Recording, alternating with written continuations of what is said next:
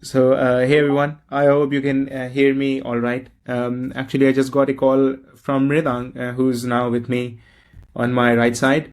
In February, we did a poll where we had the most number of votes on deploying ZItadel over Kubernetes because a lot of people had questions around it. So we decided to do this workshop right here by Mridang or Mika, who's on the right side on the screen as I speak.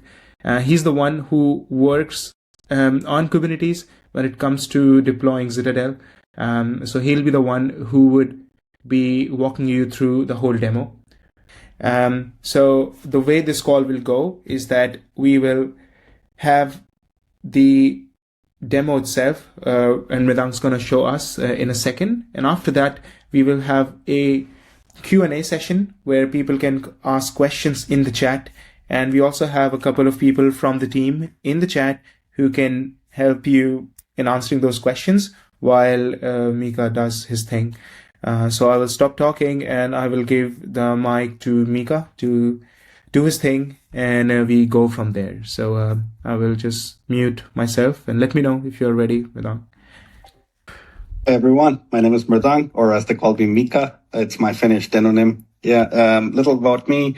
I'm a product engineer at ZItadel, based out of Helsinki. And, I've been responsible for, you must have seen my name across quite a lot of GitHub.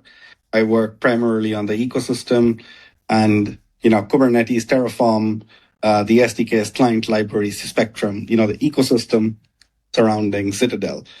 In this particular call, I'll be helping you all try to get ZItadel deployed on Kubernetes. I've tried to prepare a very simplified version of the demo so that, everyone can grasp it. The code is public, it's an example that you all can use. And I'll try to run through it. It starts off pretty gradually. Heads up, it does get pretty advanced as well. There's some advanced use cases that I'm going to walk you through as well. And at the end, if there's questions, which I'm sure you all might have, Kubernetes being Kubernetes, I'm happy to help clarify and answer as much of that I can. Whatever I can't, I'll try to make notes. Federico, me, Rajat, we're all taking notes on the side. So whatever we cannot answer, we'll take it offline and we'll try to help you get started. That being said, I hope there's no demo effect like with any calls. And I'll get started and I'll share my screen and walk you through the Kubernetes, or running ZItadel on Kubernetes. All right, so what is ZItadel? As you all know, we're an open source identity and access management platform. We support, something that is the full spectrum of identity and access management. We do support OpenID Connect, OAuth2, SAML, passkeys, MFA, all of this out of the box. We're an API-first platform. We have a myriad of ways of actually deploying Kubernetes, ZItadel, Kubernetes being one, and then you could also deploy it on bare metal, or, Proxmox or anything else. Decide to keep it very simple. So at the bare minimum, you just need Postgres to think of ZItadel as a SaaS alternative to something like Auth0, where you don't really have any vendor lock-in. You're self-hosted, you're in control of what you're running, a very simplified pricing model, etc. And a way more modern and actively maintained version than Keycloak. API first, we have multi-tenancy, the works. So this is a little bit of context about what ZItadel is and what I'm going to try to help you deploy. What is good to know is that in this Kubernetes model, we've changed from having just a single ZItadel instance, which actually serves all of the authentication and authorization traffic, to also having a separate login container. This is the one that you actually see when you're actually logging in. So we have a ZItadel backend and a login container in the context of Kubernetes. Latter, what we call login v2, you can customize it. So it's something to keep in mind. Moving on, what we're going to be building is, for this demo, we're going to be deploying ZItadel entirely locally. I've chosen K3D as the model for deploying ZItadel. You can, of course, use Minikube or K3S or Kind. There's so many different ways you could actually provision Kubernetes locally. I think K3D is like a very lightweight way of running and demoing this. Therefore, I've chosen it. One of the key parts is in Kubernetes, you always need an ingress. You could do without an ingress, but you do need some. it's pretty common that you would be using an Ingress. K3D ships with traffic inbuilt, so you can customize some parts of K3D, so you don't need to install traffic separately. Wait for the custom resource definitions for the Ingress, etc., to be available before you start provisioning any application. It's actually built in. They also have a concept of add-ons. You could deploy things like Threat Manager, etc., built in. But for the context of this, it's pretty lightweight. We have Kubernetes running in Docker, single node, and it has traffic built in. As a part of this demo, our Helm chart that we have on GitHub, we'll be deploying 2 pods. There's the core backend and then the login UI. So this all happens underneath. The only dependency we'll be highlighting in this is going to be Postgres. And of course, there's also like multiple versions of Postgres. We're just going to use the simplified Bitnami version of Postgres to deploy. So the first part that I'm showing you here, you'll see all of it in action, is just basically creating a K3D cluster. Just call the cluster ZItadel demo. K3D allows you to have multiple clusters running in parallel. That's why you need to specify a cluster name. I'm pointing port 80 and 443 to the load balancer. And, I've just given it some basic Kubernetes configuration in this case. You could technically even omit that. So it's pretty lightweight. I just want to expose the traffic dashboard in case somebody wants to play around. So that's the only reason I've had to customize the traffic config, but it's something you could totally omit. Next part is basically that you have here is the installation command where we're using Helm to install ZItadel onto Kubernetes. We have a values file, and we're waiting 10 minutes for a ticket provision. Now I'm going to just try to run this locally. It takes a few minutes. So before moving on to the next slide, I will actually start provisioning the cluster on the side so that there isn't like a deafening silence on the side.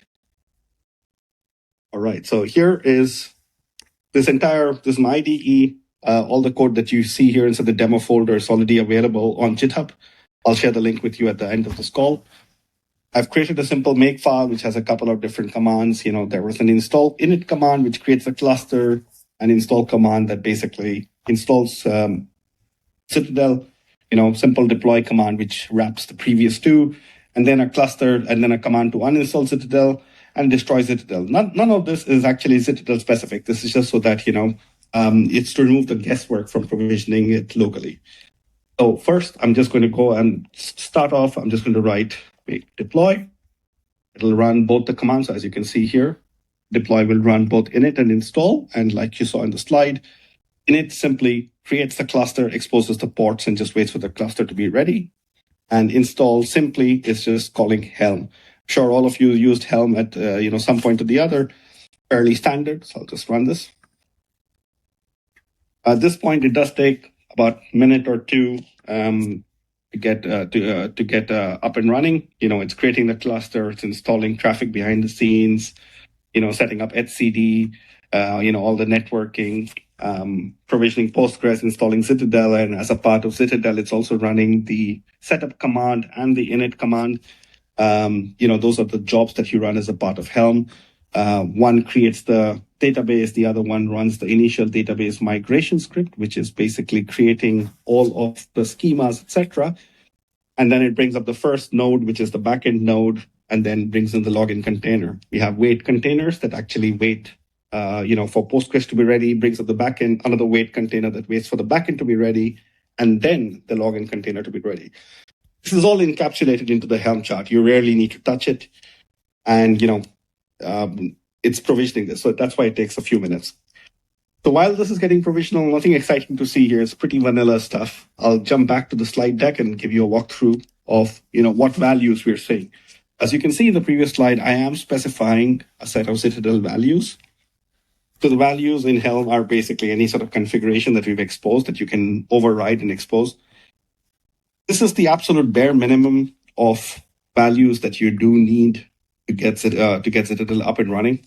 Until about a few weeks ago, we didn't have Postgres bundled. So for demo purposes, we even actually bundled Postgres. I do not recommend you use the bundled Postgres in production. It is just primarily for demo purposes. Just makes it easy to kind of, provision the chart. And there's so many different ways and flavors of Postgres that you could be running in production that it's very uncommon that you would actually come across a chart which bundles Postgres. It's just an anti-pattern. So here I've enabled Postgres, just for demo's sake, it'll bring up, single Postgres instance. One of the key parts is you need to specify a master key. This is a little bit of ZItadel where we use the master key is something that we use for encrypting data.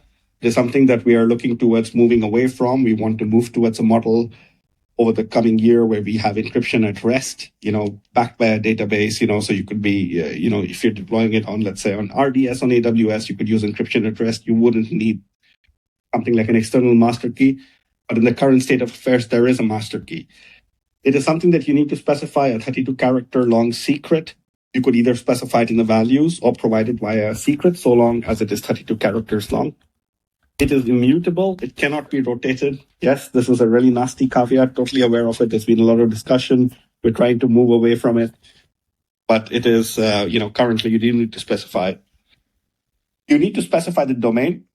So I have a very shady domain of mine, and I'm going to use the word shady because a lot of people find it quite funny since it's a Nigerian domain that I bought, mrida.ng.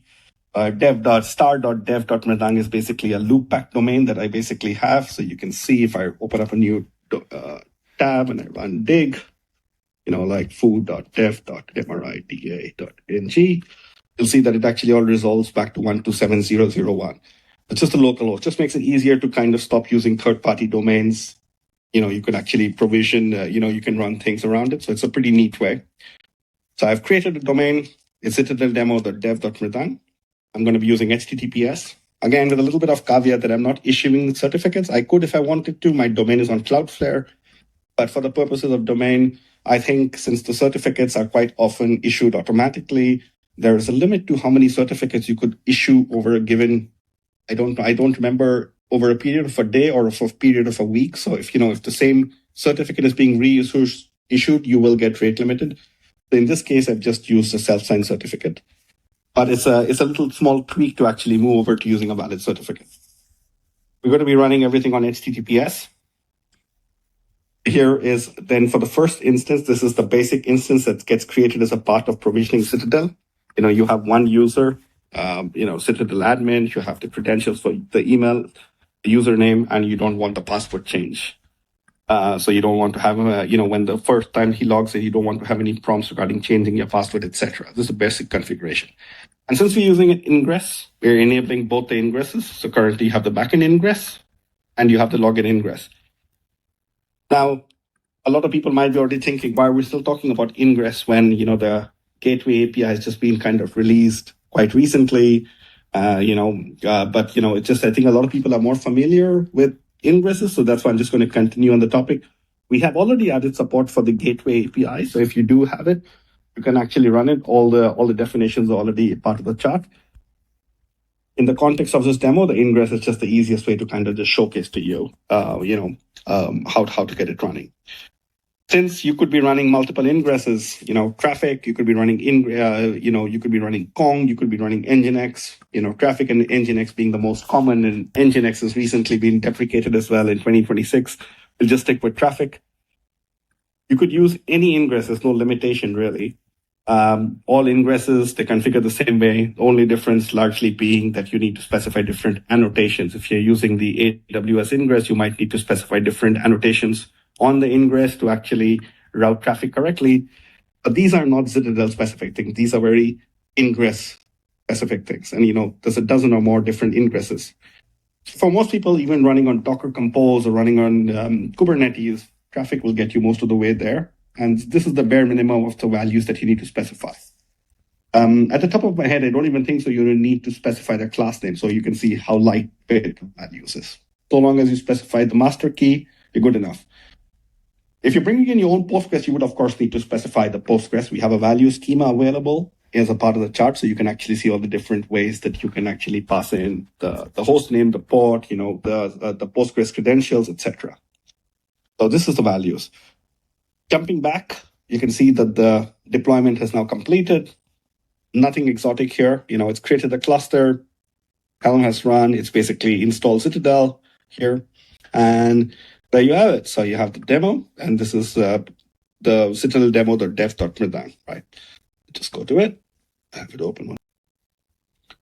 Like I said, it's a self-signed certificate, so you're going to get the warning. If you decide to use traffic and you have a valid domain, you could just enable a flag and get automatic certificate issuance, in which case, it would connect to Cloudflare or whatever other provider. I think there's a dozen or more providers that is supported by traffic out of the box, so you can automatically issue the certificates. But do keep in mind, I think there's a limited number of times you could issue the same certificate for the domain. So if you're tearing down the cluster and recreating the cluster and reissuing the certificate, traffic does not allow you to cache it, and you will basically get rate limited. I think the feature to prevent the rate limiting is a very incubating feature, I think as early as January 2026. So I think, right now, none of the Ingress controllers actually do support it. I'll accept the self-signed certificate. So here I am. Oh, sorry, maybe just time. For the login name, as you can see, I have it here as a part of the chart, the values. I'm going to log in with the same credentials here. So ZItadel admin. ZItadel demo, yeah, and password, one exclamation mark.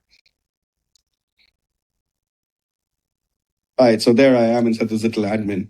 I could actually try to go back inside the thing. Maybe I had something cached. UI console. Yeah, so there I am in the console. Unfortunately, I probably clicked the wrong link, so I had the redirect pointing back to the login page. So here I am inside the console. Here, you create, it's the same version that you see on the cloud version. You're able to create instances, you have access to your organization, different projects, etc. Here, a little bit outside the scope of the demo of trying to walk you through the console. There's nothing console specific in the ZItadel demo. Like as far as provisioning ZItadel on Kubernetes, the application is pretty agnostic on, what the provisioning model you're using. So this is, so far we've actually gotten there. Now, if you decide to use, from here on, if you decide to get the API token out to use Terraform or Pulumi or call the API, create more users, that is entirely your prerogative. You can do what you want to do. ZItadel has been provisioned. We have the master key, the data is encrypted at rest, cannot rotate it, but the rest of it is, you're good to go. That's basically it. So, we've spent a lot of time trying to make it simplify it so that you're going to actually get here. Now, whether you deploy it locally or whether you deploy it in the cloud, same experience. You could, of course, there is different models you could deploy it. In this case, I've used Helm. You could be using Flux. You could be using Argo CD to provision it. You could have a much more GitOps workflow, which is also something that we can cover at the later end of this call, something that we are gradually moving towards supporting. So you don't need to rely so much on the values file. You're able to actually do a lot of things very declaratively. But, overall, the experience of provisioning ZItadel is going to be largely the same. You're going to end up in a console. And, it's from there on, you can choose whatever you would wish to do. Jumping back to the slides. So now that you have a taste of what it takes to provision it, again, I've also run this on K3S, K3D, and Kindi locally. It's the same exact experiences, minor differences, but it's you end up with the same end result. So what just happened in this current demo that we did? The first thing the make file did is it created an empty K3D cluster. This is just a vanilla cluster. Traffic is built in. You could provision anything inside it. A Hello World application, GitLab, ZItadel, anything else. There's nothing else apart from that. The Helm that we actually ran that basically installed the chart, which already has Postgres bundled. It's a subchart, not recommended for production. In production, you could be using CNCF-PG. We'll get to all the flavors of Postgres that you could possibly be using. But we've just bundled it so it's easy for you to kind of get from 0 to 100 in a few minutes. When the chart got deployed, it ran the init containers waiting for the DB readiness. So once Postgres was available, it then began to start running the jobs. The jobs actually create the schema. They run the database migration. So when you're upgrading between versions, they handle all the parts of schema evolution, etc. And, the last part, of course, it waits for traffic, and then it waits for traffic to kind of dispatch events so that, the ingress is now correctly configured and is successfully routing traffic. Traffic is routing traffic to the corresponding services, the deployments, and the pods. Yeah. You can see that the pods are ready. You can actually see everything here. So I'll run them to you. If I just, kubectl get pods. You can see that we have 5 different pods here. So you have main ZItadel pod that's currently running. You have the init container. This is one of the jobs that ran. You can see it's completed.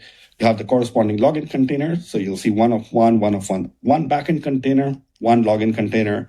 You have the Postgres that's running, of course, and then the setup is the other job. So, only two actual running containers for ZItadel, the login and the backend. Everything is up and running. Now, when it comes to running ZItadel in production, on the databases, ZItadel currently only supports Postgres, and you can bring your own distribution of Postgres. There's multiple versions. So in our version, we are using the Bitnami's chart. It's a simple, simplified chart managed by Bitnami that packages Postgres 18, and we're using it. Of course, in production, you have other options. You could be running it. You could be running Cloud Native PG. It's a CNCF backed project. You could be running the one by Zalando. It doesn't matter if you're deploying this on EKS. You could be running RDS or Aurora or Cloud SQL or on Azure. It doesn't care. So long as it's the Postgres SQL via protocol, you're good to kind of go. Now, there might be references that you might find in docs about CockroachDB. This is something we did support until the end of version 3. It's no longer supported. But now we do support all versions of Postgres, including the latest Postgres 18. So it doesn't matter how you provision Postgres, whether it's an operator or a chart or something that comes with your platform, or your IaaS. It doesn't matter. It's pretty agnostic. Backing up your database, provisioning a database, etc., is largely out of the scope because it is a very database-specific operation. In the context of this chart, as long as you're able to provide credentials, like a Postgres DSN, the host name, port, the credentials, MTLS certificates, etc., you're pretty much good to go. So the database is a very small, it's a pretty important component, but the chart itself and ZItadel is pretty agnostic to what it is, so long as it is a flavor of Postgres. Next comes the Ingress. Legacy version in the Kubernetes world, because everybody's moving on to the gateway API. The differentiation between the Ingress and the gateway API is a larger topic that I think it's a topic in itself. But the Ingress is what allows you, along with the conjunction of the load balancers, such as like Metal LB, allows you to kind of route traffic and distribute them across all the services in the pods. In this case, we're using Traffic, fairly lightweight. Everyone's familiar with it. K3S and K3D already have it bundled, so you don't need to worry about it. And, it actually routes the traffic.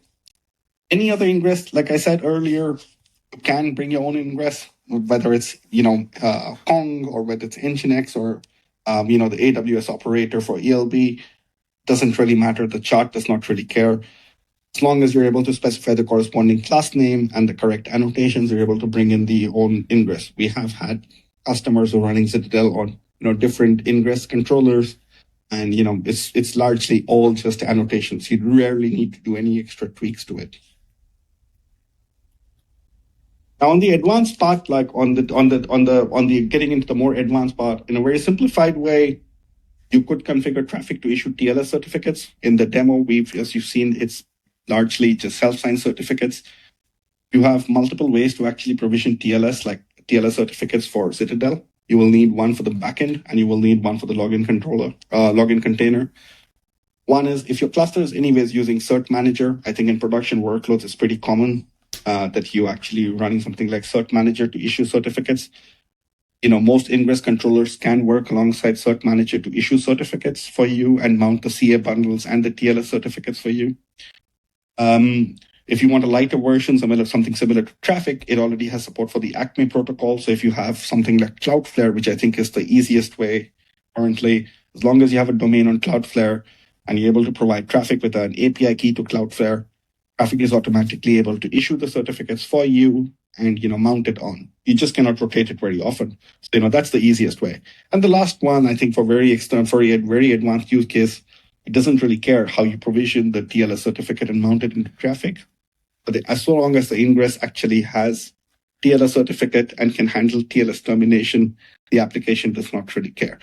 Now, there have been requests. I think this will probably come up later on the question. I know there has been questions to actually run ZItadel without an Ingress. So you would like to have TLS termination inside the container. We are aware of it, that it's one of the containers does support it and the other one doesn't, and it's something that we're actively working on solving within the next few weeks, so stay tuned. But for now, you're largely going to be reliant on Traffic or any other Ingress. Now, in a very more advanced use cases, like, if you're running ZItadel, some of the recommendations, everything from here on is going to be largely recommendations for running ZItadel in a very secure environment. What we think are good, well-rounded practices for running it in secure environments. And they're going to be going from, different levels of, advancement from beginner to advanced. So first is secret management. So currently, as you saw in the values chart, you needed to provide a master key, 32-character long string. We always recommend that you should never actually provide anything into your values file, because you will be committing the values file as a part of your GitOps policy into version control. So no set of secrets should be there. It makes sense to actually use an external secrets manager, ESO, for example, to provision the secret for you. They support multiple different backhalls. You could be storing it on HashiCorp Vault or AWS Secrets Manager, SOPs files. There's so many different approaches. So long as a secret can be generated, the chart will allow you to specify not only the master key, but the master key reference. As long as it's in the same namespace and has the correct RBAC rules, it can access that particular secret.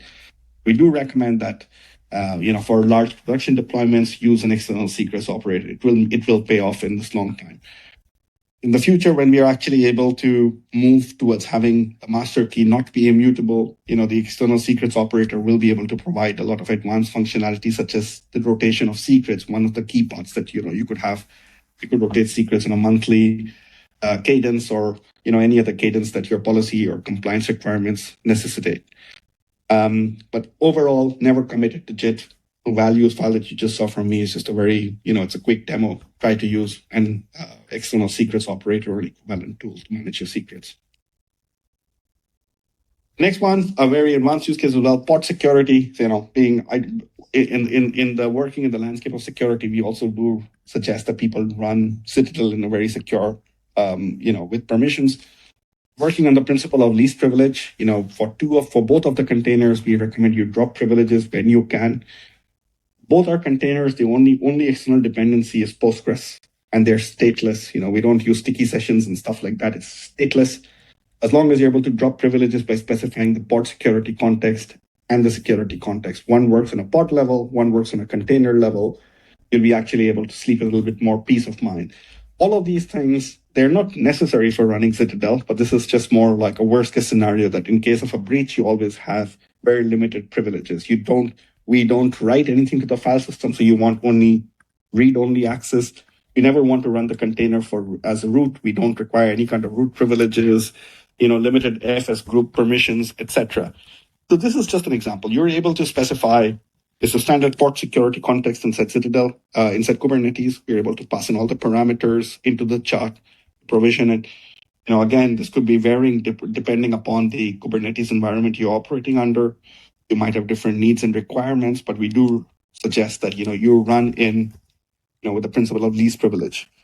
Why do these things not really come out of the box is something that is not very common in the Kubernetes thing, since there are so many different ways and so many different topologies that you could provision an application, that it is very uncommon for somebody to kind of come with a set of, rigid defaults. They're sensible recommendations, but they don't really ship with extremely locked down policies.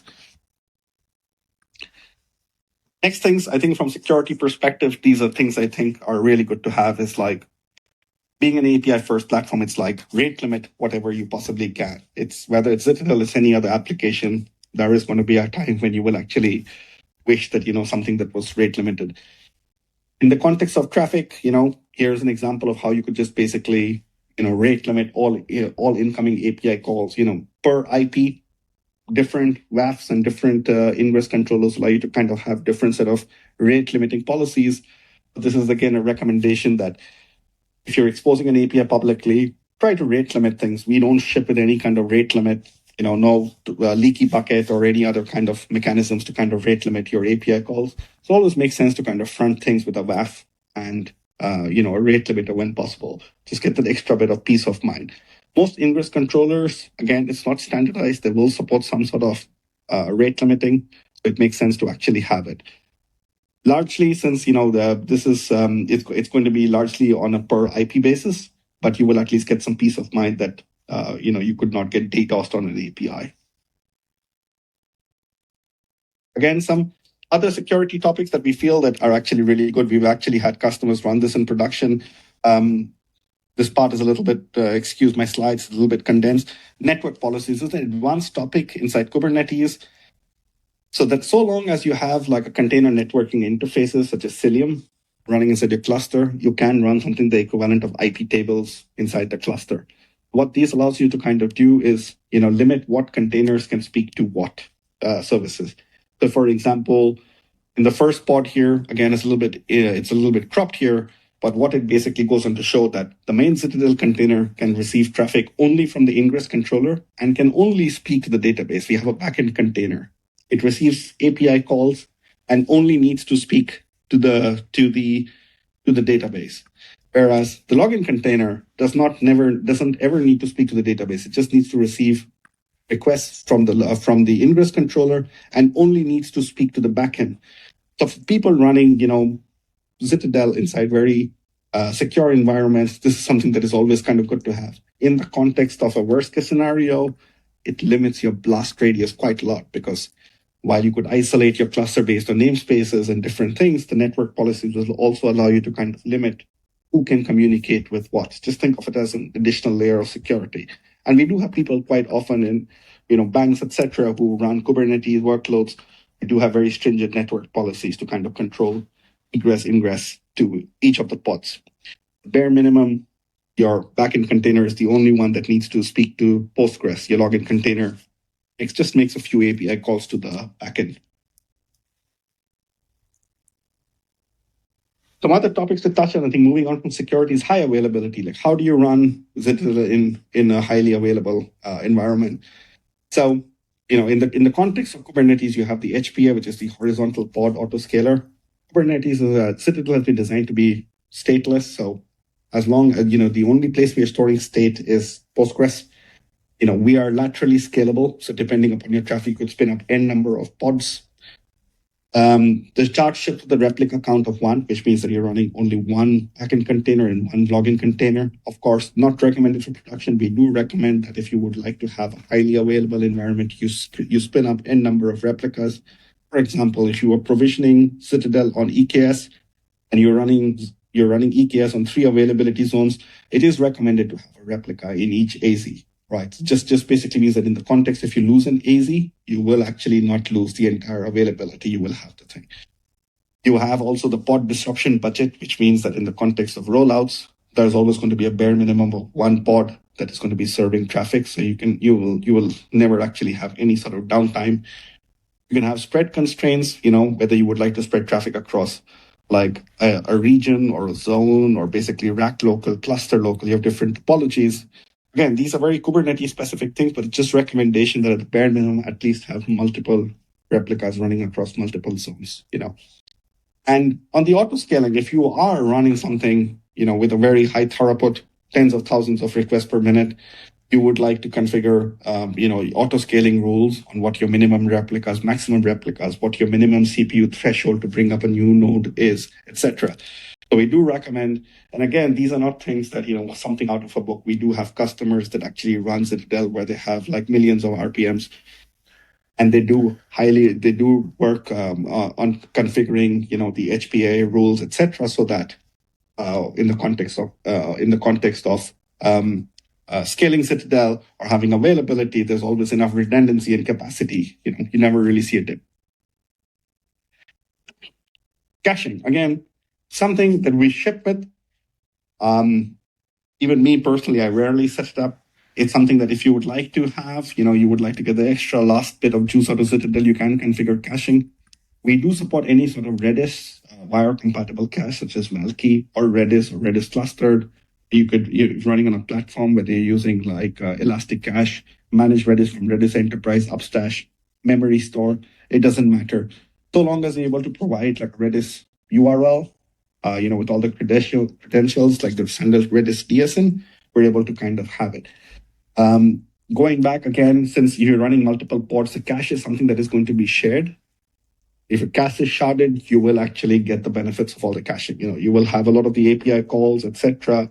Querying instances, organizations, etc. They will also be all be cached. So again, I don't recommend that you configure it if you don't really have the need for it. But yes, if you're running it in a very highly available environment and you would like to squeeze the most amount of thing out of ZItadel, do configure a cache. Bring your own cache as long as it is Redis fire compatible. Now here comes one of the big champions, I think, of running ZItadel in production. You cannot improve anything you cannot measure. So observability, and as we know that the industry has coalesced onto working with OpenTelemetry.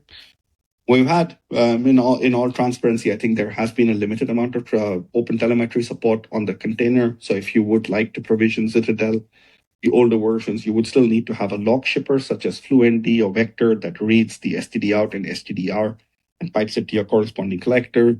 You would still need to run Prometheus to scrape metrics, and only one of the two containers actually did support it.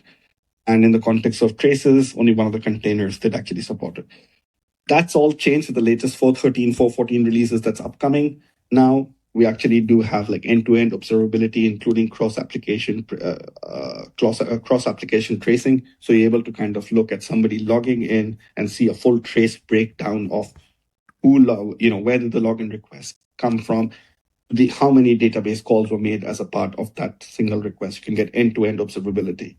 If you're running something like traffic, it too will generate all your corresponding W3C baggage headers. So you will actually see the time that a request hit your corresponding CDN, the time that it hit your traffic, to your Ingress controller, how much time did the Ingress controller spend in terminating TLS, handling the request, pushing it to the ZItadel login container, which in turn will basically show you a breakdown of how long did the backend take to respond to the API call, which in turn will show you how long it took for you to run all the database queries. So this is the whole premise of observability that we actually have started shipping. We're trying to make it a lot more standards compliant here.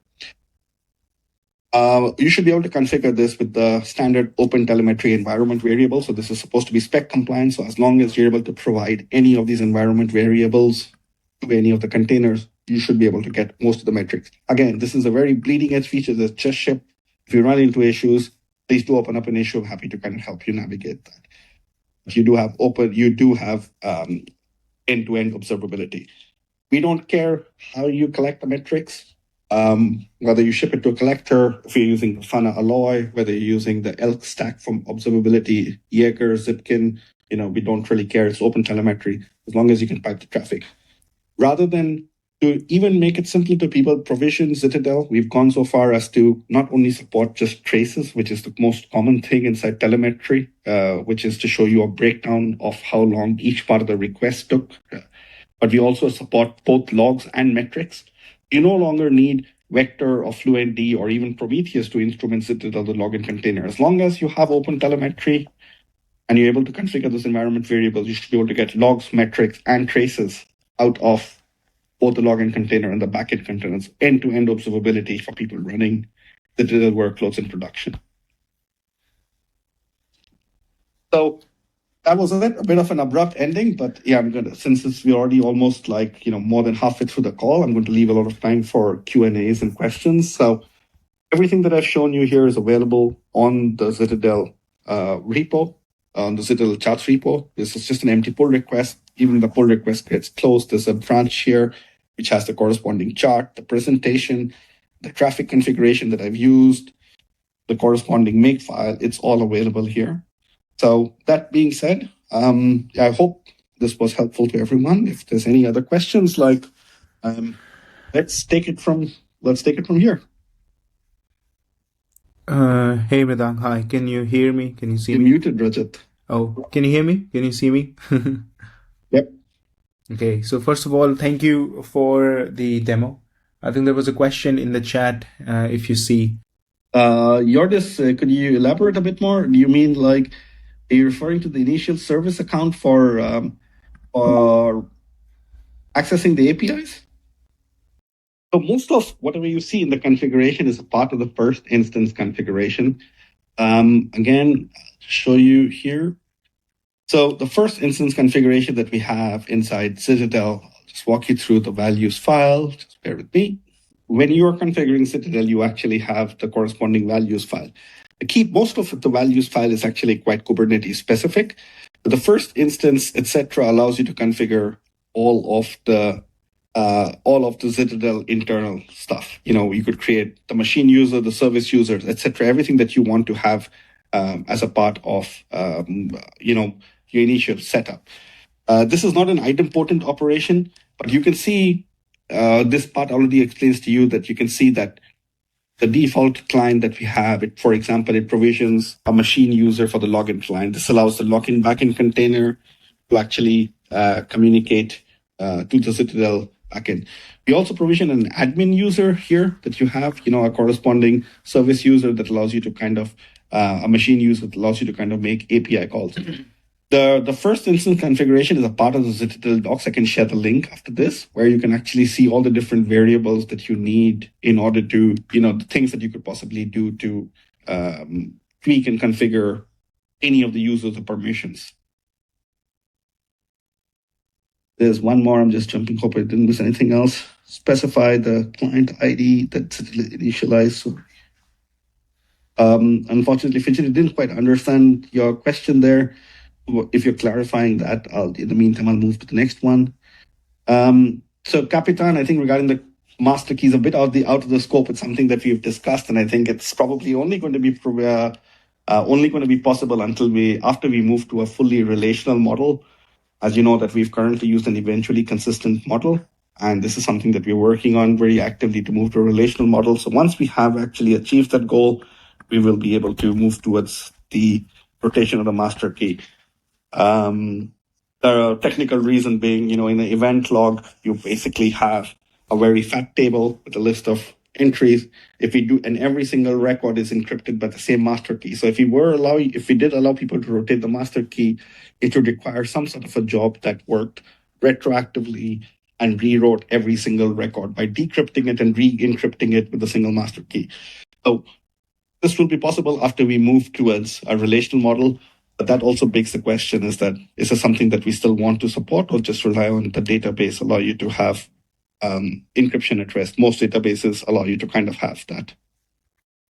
If you can answer the question, could we combine using the config map config and secret so we can have things like the first human user credentials in a secret in the cluster? Currently, I assume you would like to have the human user's credentials be rewritten back to the cluster. Now, this is not something that you can actually have. You can configure the credentials of the first user and require password change after the login. But following the 12-factor app principles, this is the direction that we're moving away from. In the future, we may allow you to specify the credentials of the first user via an external secret. It is not possible. But at the current point, there's just limited.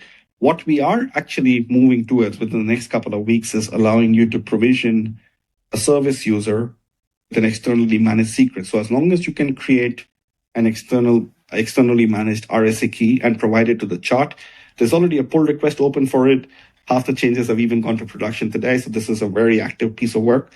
It basically means that you will actually have a God mode API key inside your Kubernetes secrets that you can use with Terraform or Pulumi, any of the client libraries to create organizations, delete organizations, instances, etc. It's something that you can externally supply. But in the context of the human user, which exists inside the context of an instance, that is not something that is a little bit outside the scope, because it's a very application-specific thing. So it's a bit outside the scope of Kubernetes. But once you do have the system user credentials that are externally managed, you can use the API to create the credentials, rotate the credentials, store them into a Kubernetes secrets. So we are going to work towards supporting that. Fidget's question. Create randomized identifier for the ZItadel org when restoring from the backup by the database already. Fidget, I don't think so. I'm aware of this issue.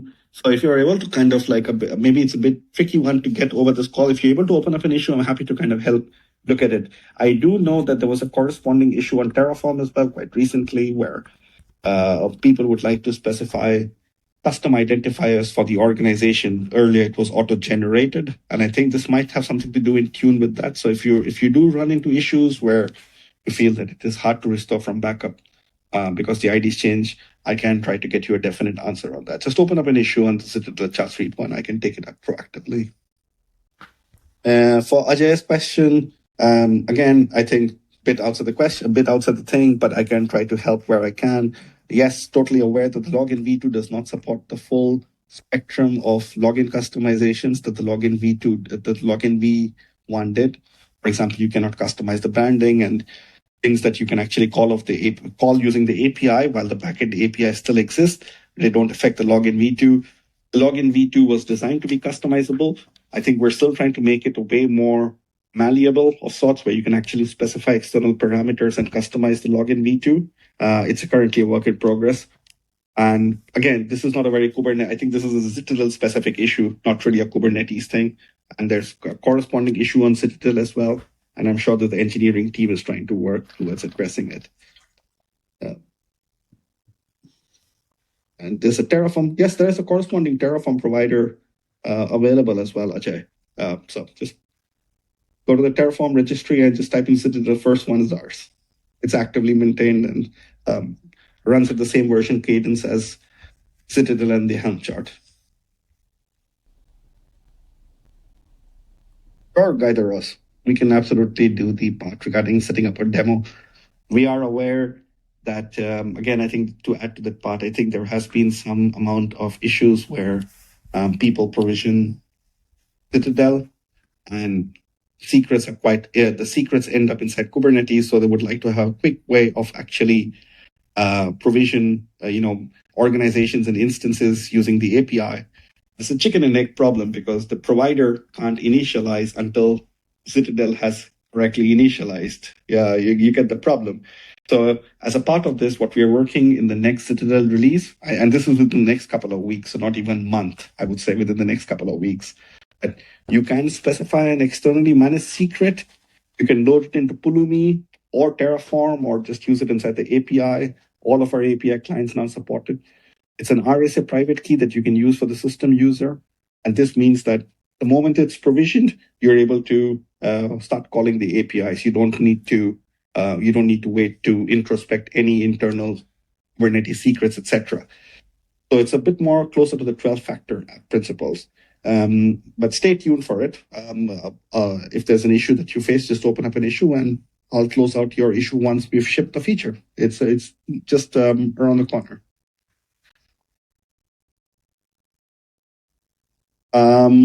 Yeah, I think there's a lot of other issues about the ISE framework. So I don't think so. Crossplane is currently quite on our radar right now. I know there's been some community short versions, but again, we do support all the APIs. So you're able to kind of do what you want to do with in the context of Kubernetes. You still have the ability to kind of provision it, but we don't really have a corresponding crossplane operator. Depending upon the demands and the market dynamics, is something that we may want to address. We know that it will actually call a corresponding API to create and manage the first instance, but we don't really support anything like that at the moment.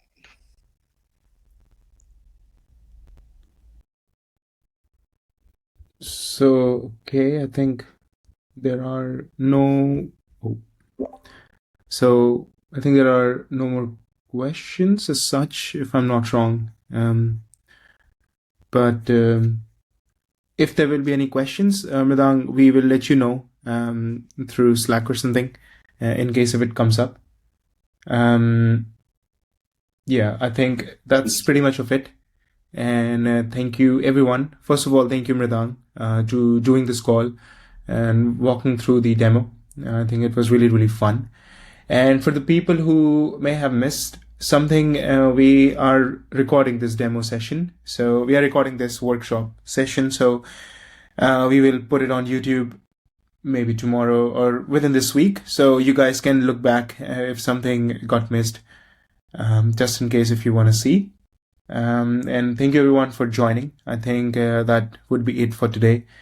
And we will soon enough do another poll or something. Or if you have any ideas, you can either drop it down in the chat so we can do further presentations, or we can do a polling next and let you guys decide if you want to see something else. So either way, it works. But that is what we had planned for today. So thanks a lot, everyone, for joining. And yeah, see you next time then. You, everyone. Right. Enjoy your Easter. Bye-bye. All right. See you guys. Thanks a lot, Mridang. Okay. Bye-bye.